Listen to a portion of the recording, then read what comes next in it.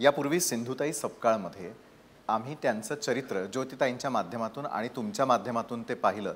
मात्र ज्योतिताईंचा इतका खडतर प्रवास जो आहे तो कधीतरी डॉक्युमेंटेशनहून चित्रपट स्वरूपात जर आला तर काय घडू शकतं? म्हणजे पुस्तक वाचणं हे निश्चितच आहे. काळ थोडा बदलताना दिसतोय. तोच मोठ्या पडद्यावरती जर ते पाहायला मिळालं तर खरोखर ते घडू शकतं का? हे आमचं सगळ्यांचं मिळून असलेलं स्वप्न आज आम्ही तुमच्या समोर ज्योतिताईंसमोर ठेवतोय. मला असं वाटतं त्याच्यावरती फार लवकर आपण बोलतोय पण खूपच लवकर आपण त्याच्यावरती चर्चा करतोय.